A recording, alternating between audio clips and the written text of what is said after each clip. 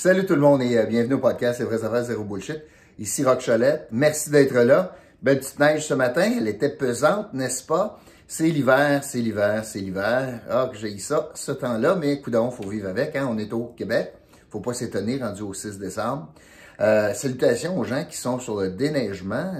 L'entreprise qui déneige l'entrée ici, très efficace. Merci beaucoup. Ils étaient là très tôt ce matin.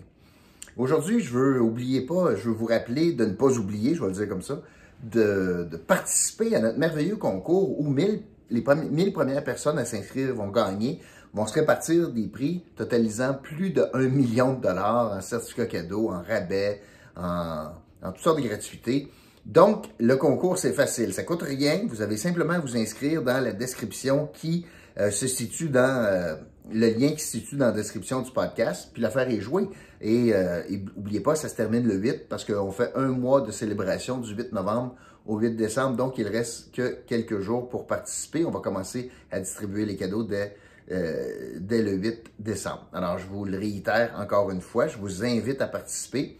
Vous allez gagner. Alors, c'est sûr, les 1000 premières personnes vont gagner. Donc, c'est un bon deal. Et aujourd'hui, je vais vous parler du congrès, du rassemblement du Parti québécois qui a eu lieu en fin de semaine à Trois-Rivières.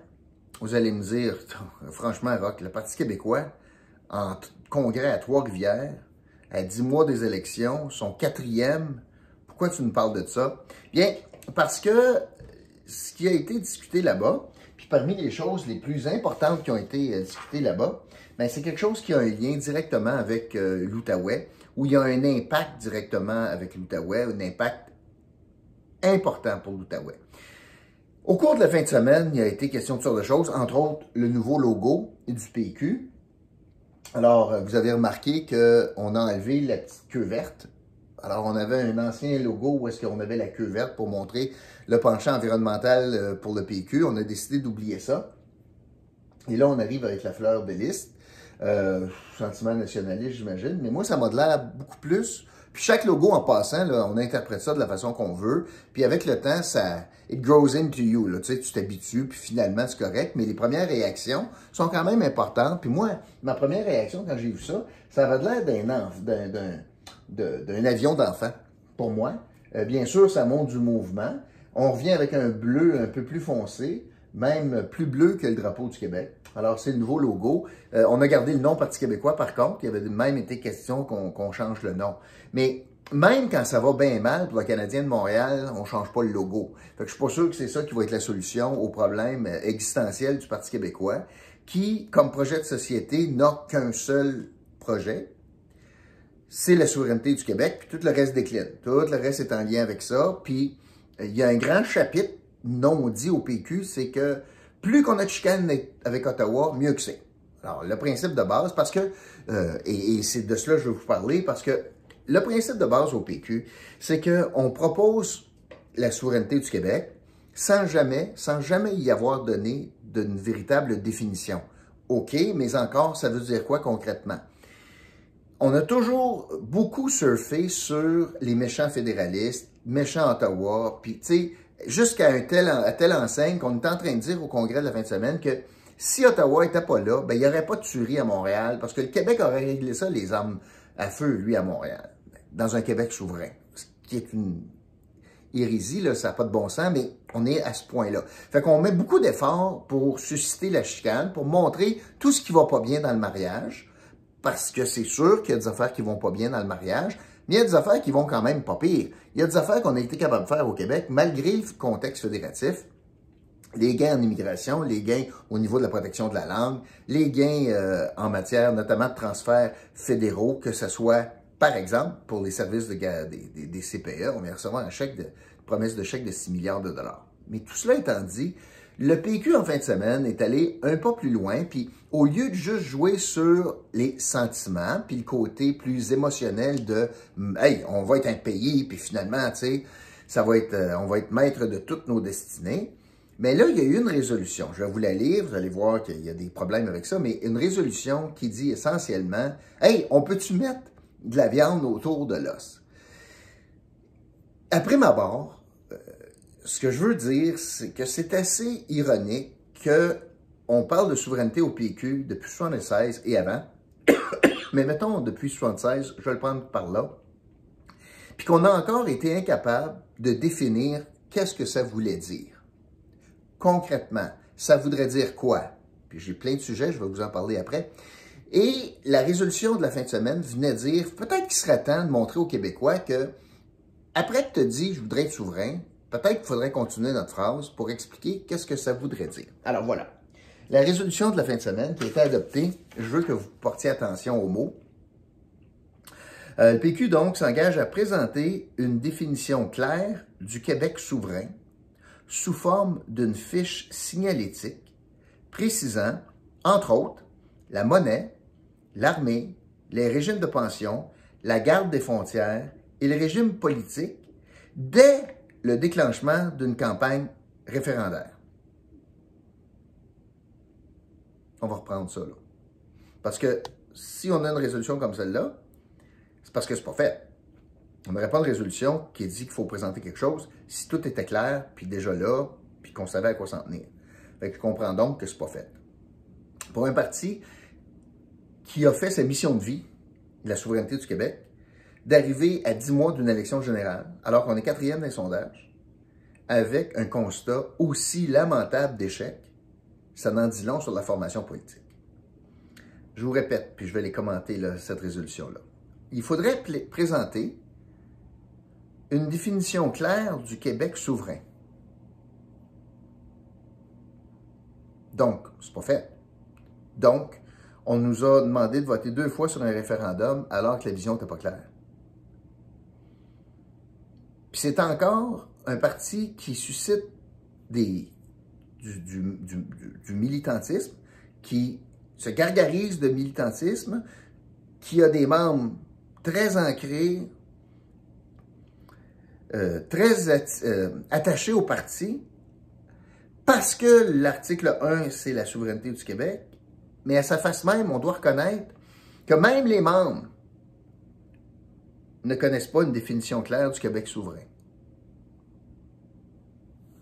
On continue. Ça, c'est... Qu'est-ce qu'il faut faire? Il faut le présenter sous une forme de fiche signalétique. Alors, on prend la peine ici, comme militant, d'expliquer comment est-ce qu'on devrait écrire ça. Sur une fiche signalétique. On va bâtir là, un pays là, en fonction d'une fiche signalétique. Je ne suis pas sûr de ce que ça veut dire, puis je ne suis pas sûr pourquoi ce mode-là, mais ça ne m'inspire pas confiance. C'est presque comme en annexe. Oh, c'est pas grave. Et cette fiche, il faudrait qu'elle précise, entre autres, donc, ça veut dire que c'est pas exhaustif. Il faudrait peut-être préciser qu'est-ce que ça veut dire. Ça veut dire quoi un Québec souverain dans plein de domaines, mais on prend la peine d'en identifier quelques-uns domaines. C'est intéressant de choisir et de voir quels sont ces domaines. Alors, le parti a voté cette résolution-là en choisissant des domaines et en excluant d'autres, parce qu'on a utilisé nommément. Ça doit vouloir dire quelque chose si on a dit, il faudrait le préciser sur plein d'affaires, mais particulièrement sur ça, là. La monnaie. C'est assez important. Est-ce que, dans un Québec souverain, même si François Legault a déjà été l'artisan du budget de l'an 1, le lendemain de la souveraineté du Québec, est-ce que nous utilisons le dollar américain comme devise de notre pays, comme d'autres pays dans le monde font? Est-ce qu'on va prendre la devise canadienne? Ou est-ce qu'on va avoir le dollar du PQ? Quelle sera la politique monétaire? Quel est l'impact sur les taux d'intérêt? Je pense que c'est assez important. Hein? Parce que vous avez probablement une hypothèque. Fait que peut-être c'est important de savoir ça. Parce que une fois que tu commences à parler de « OK, c'est quoi ma monnaie? » Mais là, tu as une valeur de la monnaie comparativement aux autres monnaies. Il y a une valeur à cela. Est-ce qu'on va avoir une dévaluation de cette valeur par rapport au dollar canadien? Est-ce qu'on va être capable de garder le dollar canadien? Il y a beaucoup d'impact ensuite sur nous tous. C'est pas fait. Ils n'ont pas pensé à ça. Ils parlent du projet de souveraineté depuis 1976. Puis ils n'ont pas d'idée de quelle monnaie on va prendre. Est-ce qu'on peut se rappeler des propos de Pauline Marois? Mon Dieu, je l'ai écrit. En 2005, où elle disait qu'il y aurait des années de turbulence. Elle prévoyait des années de turbulence, alors qu'elle était dans la course à la chefferie avec M. Boisclair, notamment, Louis Bernard. Eh bien, des années de turbulence après la souveraineté. Je peux comprendre quand le parti n'a même pas pensé à quelle monnaie on utiliserait après un oui. Puis on n'a pas assez proche, rappelez-vous, 95. On n'avait pas d'idée. M. Parizeau ne savait pas, ou en tout cas, il ne disait pas aux Québécois, quelle monnaie. L'armée. Ça fait combien de fois qu'on parle de cela? Est-ce que le Québec aurait sa propre armée? Ah oui? Oui? Non? Comment ça coûte? Là, on a une armée canadienne, puis on paye une portion, à peu près 25% des coûts. Là, on aurait notre propre armée, puis déjà, l'armée canadienne, c'est pas les gros chars. Fait que là, on aurait notre armée, puis on aurait nos porte-avions, puis on a... Franchement, est-ce qu'on peut avoir l'heure juste? Non, c'est pas fait encore au PQ, l'armée. Les régimes de pension, c'est un petit peu important. Il arrive quoi avec les régimes de pension?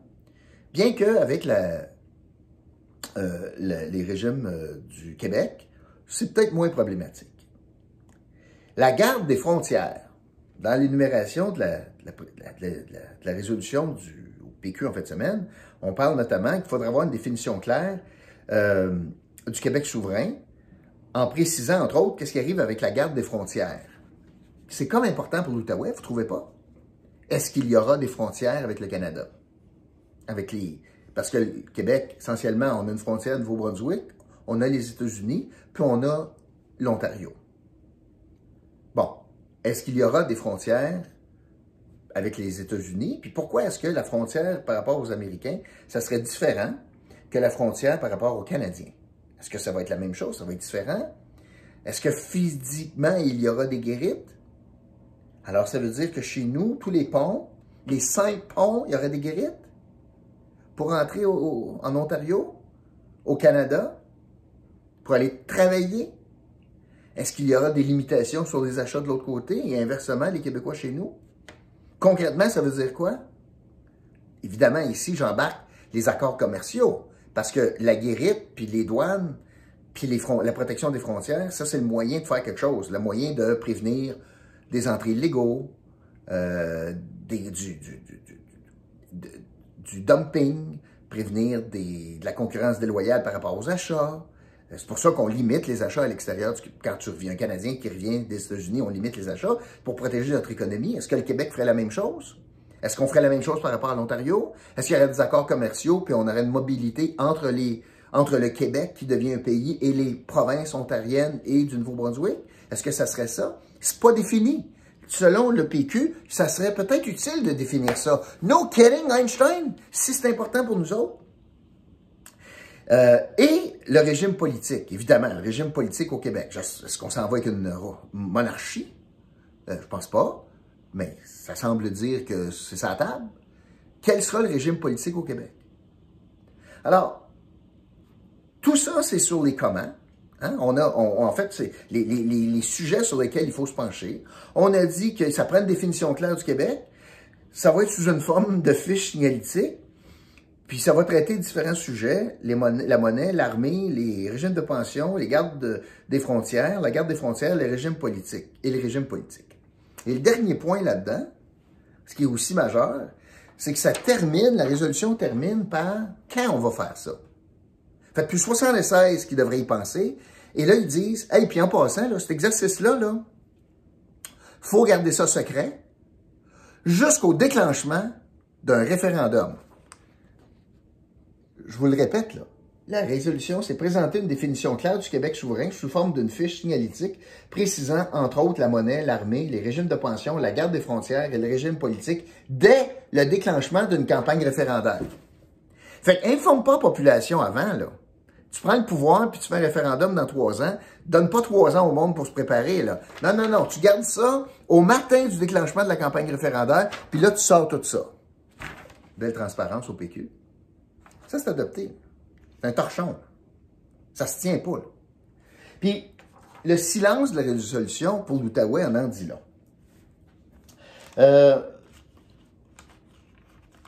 Notamment, et je vais y aller en vrai, il arrive quoi avec les emplois fédéraux?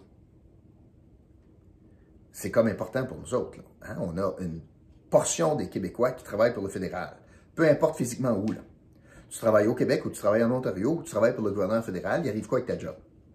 Est-ce que tu vas être considéré comme un employé d'un gouvernement étranger? Peut-être. Est-ce que ça, il y a un bout qu'il ne contrôle pas pantoute, c'est le nombre de jobs fédéral qu'on va maintenir.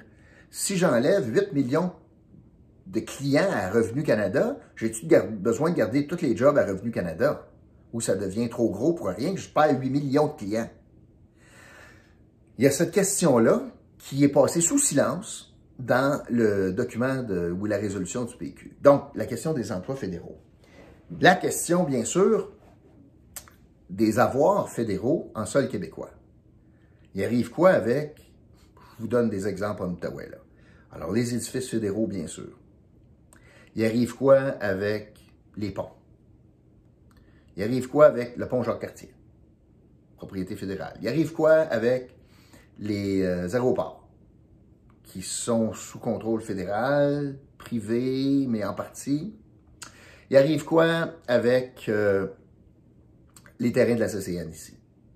Est-ce que le Québec va confisquer tous les actifs canadiens en sol québécois? Est-ce que ça va coûter de l'argent pour les acheter? Est-ce que c'est pas un mot encore là-dessus. Est-ce qu'on aura un passeport québécois?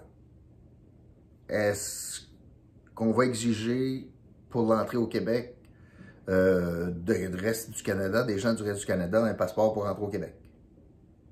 Ça veut dire que pour aller travailler à Ottawa, il va falloir, nous, si on est capable de garder l'emploi, là, est-ce que ça veut dire qu'il faut montrer un passeport?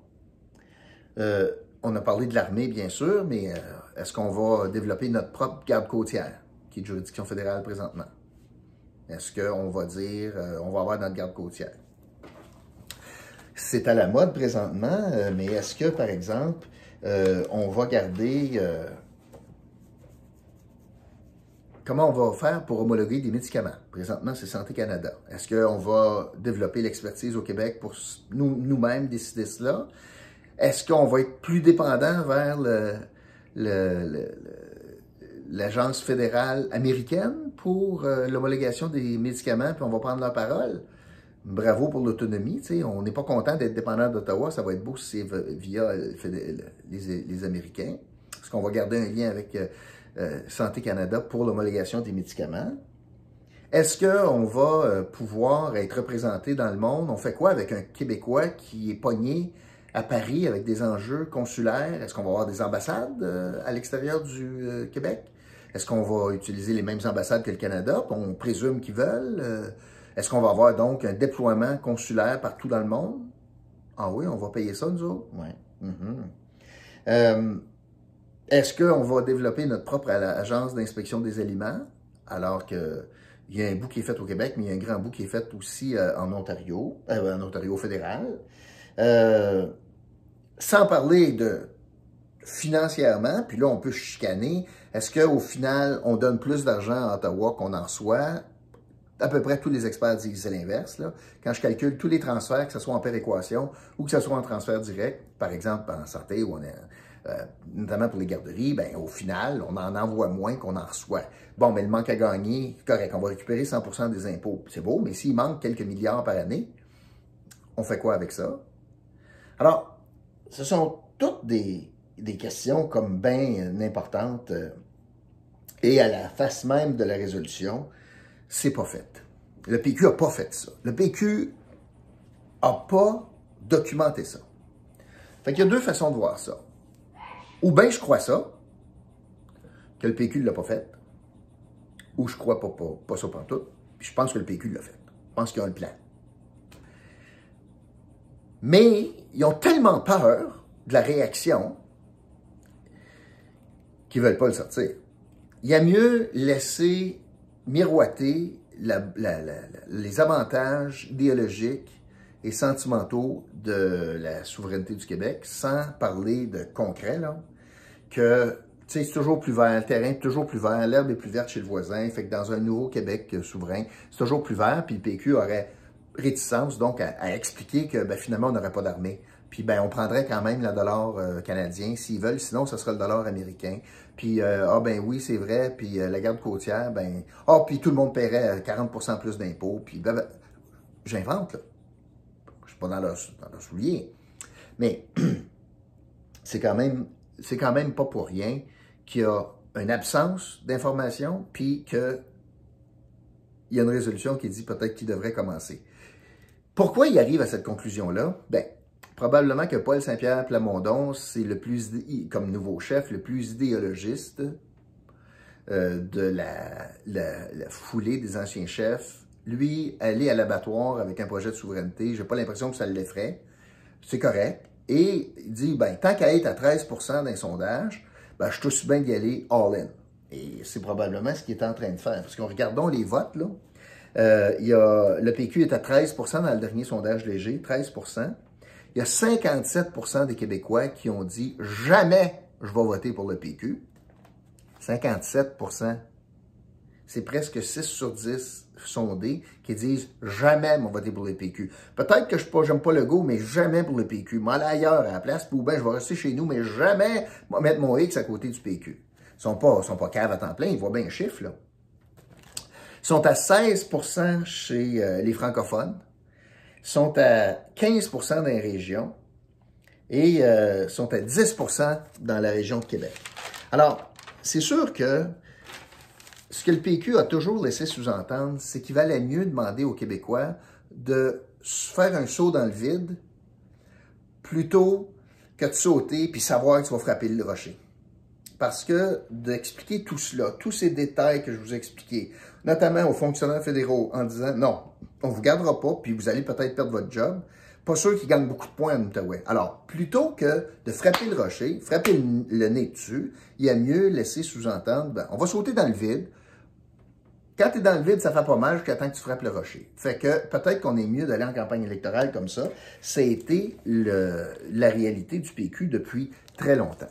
Alors, j'ai pas l'impression, moi, que le PQ sort de la fin de semaine en très bonne position. Ils reviennent sur zéro projet de société, si ce n'est que la souveraineté, qui est boudée par les Québécois, et pour ceux qui n'ont pas assez proche, les gens de mon âge, un petit peu plus vieux, qui ont voté pour la souveraineté puis qui n'ont pas assez proche, c'est des gens pas mal désabusés. Puis les jeunes générations, avec la mondialisation, avec les communications que l'on connaît dans les médias sociaux, etc., les jeunes sont passés à autre chose. C'est plus un talk of the town, là, puis je sors avec mes drapeaux pour revendiquer la souveraineté du Québec. Bien au contraire, la question environnementale, la question de la mondialisation, c'est beaucoup plus au goût du jour. Fait que le PQ sort d'une fin de semaine avec un chef pas très charismatique, avec une position de faiblesse à l'Assemblée nationale, puis reviennent donc sur les vieilles pantoufles du PQ en disant oui à la souveraineté, puis ils se font dire « Ouais, mais peut-être que pour gagner ce fois-ci, il faudrait l'expliquer », en sachant très bien tous les écueils qui vont entourer l'explication concrète, notamment pour les fonctionnaires, l'impact fiscal, la représentativité à l'étranger, etc., l'armée, la monnaie, le lien avec le Canada, les frontières, name it.